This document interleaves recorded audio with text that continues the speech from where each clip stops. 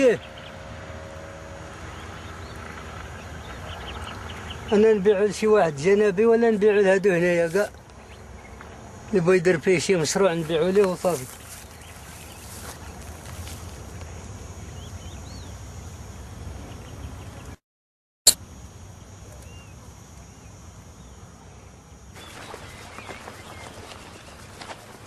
Vous voyez que nos olives sont assez, marchent bien.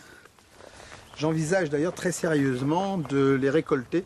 Sur les 20 hectares, nous avons 750 oliviers, donc qui représentent quand même un nombre non négligeable.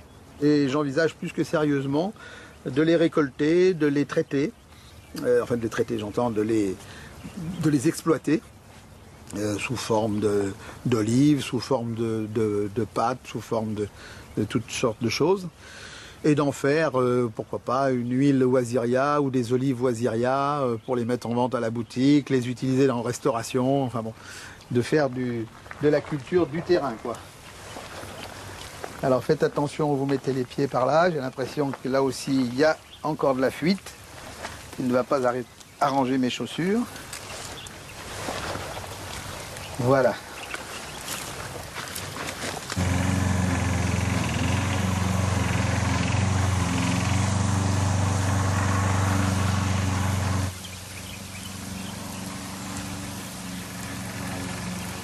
Depuis l'ouverture, on utilise 3 puits différents, qui sont tous les 3 sur le terrain. La profondeur va entre 80 et 120 mètres, chacun des puits n'ayant pas la même profondeur. Ces puits sont interconnectés entre eux, c'est-à-dire qu'en fait, on ne sait pas exactement lequel on utilise. Si un puits devait être un peu moins productif, c'est l'autre qui le remplacerait, donc nous ne manquons jamais d'eau.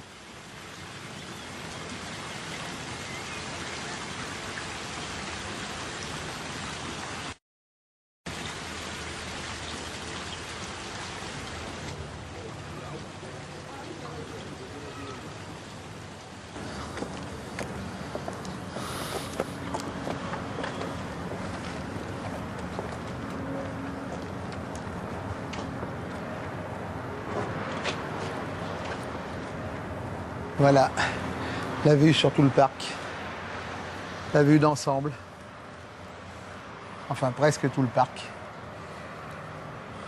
On a quand même tellement de grands arbres qu'il est difficile d'avoir une vue absolument générale. Est-ce que vous ne craignez pas qu'un jour, la nappe soit vide et que le tourisme s'effondre ? Là, je vais juste répondre pour ce que j'en sais. Je ne suis pas du tout un spécialiste de l'eau. Je n'ai aucune idée de ce que représente la nappe phréatique. Je n'ai aucune idée de son épaisseur, en tout cas de son volume. Donc, ça, je ne sais pas. Je ne sais pas. Bien sûr qu'on peut le craindre, hein, ça c'est absolument évident. Je pense que le développement ne pourra pas se faire, mais je sais déjà que les autorités réagissent déjà à ce problème, puisque je crois qu'il y a un deuxième projet de barrage pour épauler le premier de la Latakerkoust, que devant notre porte, là, ici, a été creusé au cours des derniers mois des canalisations d'eau potable. Ça veut dire que les autorités aujourd'hui ne se contentent pas ou vont pas laisser se développer la construction de puits de façon anarchique. Pour l'instant, il n'y avait pas d'autre réponse, on l'a laissé faire. Mais je pense qu'on va sûrement être amené soit à l'interdire, soit à le réglementer de façon importante, soit à le faire payer très cher.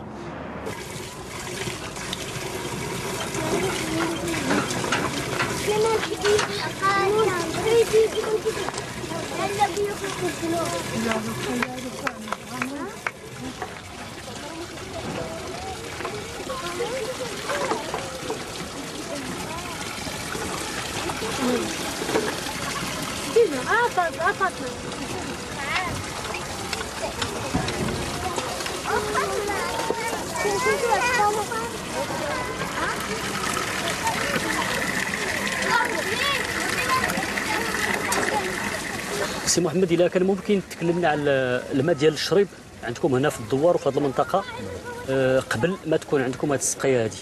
كانت هذه العين دايزة بالماء، منها الناس يشربوا، منها الناس يوصلوا، منها النهار اللي مات هذه العين نضنا تنقرنا باش نديروا بير باش نحكوها. بديت نروح حتى بيكمل درنا واحد الجمعيه ومشينا درنا دوموند للبلديه على الماء وجابوا لنا هاد السقايه الله يجزيهم بخير باش نعاودو نشربوا ثاني.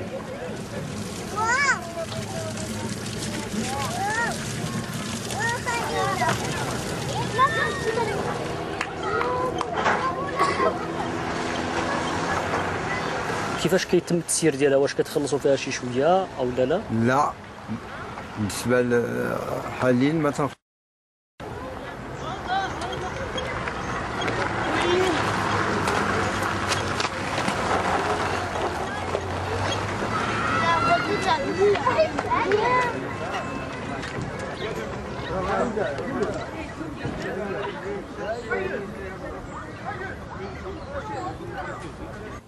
Mais nous, les dominants, on a dit que l'eau était bien économique, c'est-à-dire les valeurs réelles étaient le prix.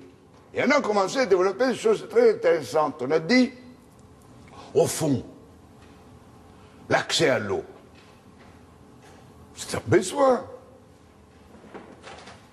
Tu n'as pas droit à l'eau. Tu as des besoins d'eau.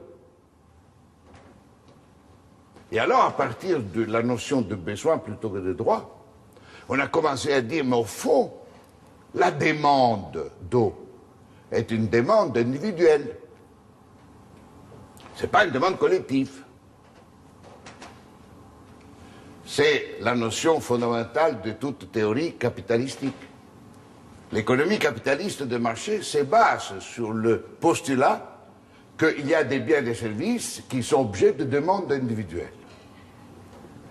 Parce que dès qu'il y a une demande collective qu'on ne veut pas diviser et qu'on ne veut pas séquencer, on n'est plus dans l'économie capitaliste de marché.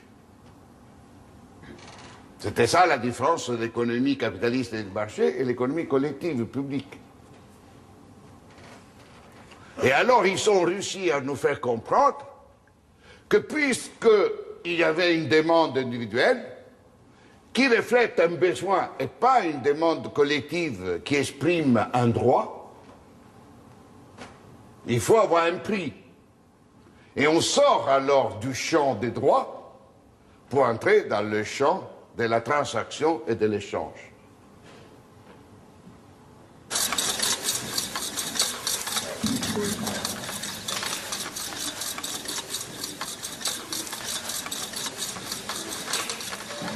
L'eau est indispensable à la vie. Mais pour les sociétés privées, elle est une marchandise qui doit rapporter. Actuellement, 2 firmes françaises dominent le marché de l'eau. Veolia, ex-général des eaux, et Suez, qui a racheté la Lyonnaise des eaux. Veolia et Suez sont présentes dans la plupart des pays du monde.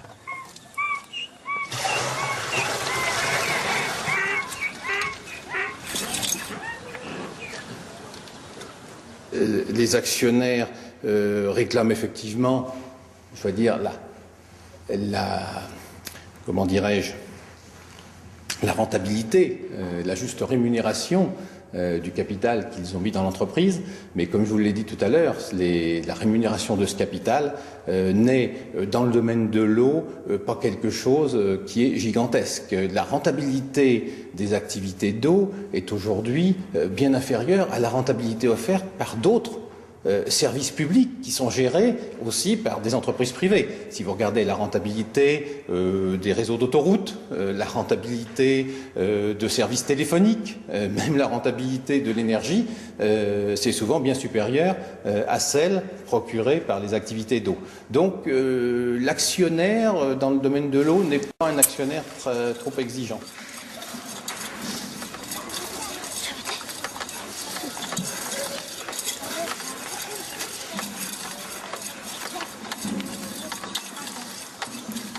Est-ce que pour vous, il y a une certaine tranche morale, un certain pourcentage de bénéfice moral? Dans la gestion des entreprises, je ne sais pas trop ce que signifie le mot moral. Je vois ce que veut dire l'éthique. Et l'entreprise doit se comporter d'une manière éthique. Et chez Suez Environnement, nous y portons une grande attention, puisque nous avons dans ce domaine des codes que nous entendons voir respectés par l'ensemble de nos partenaires et l'ensemble de l'entreprise. La morale en économie, qu'est-ce que c'est? Bon, il y a aujourd'hui pratiqué, je dirais,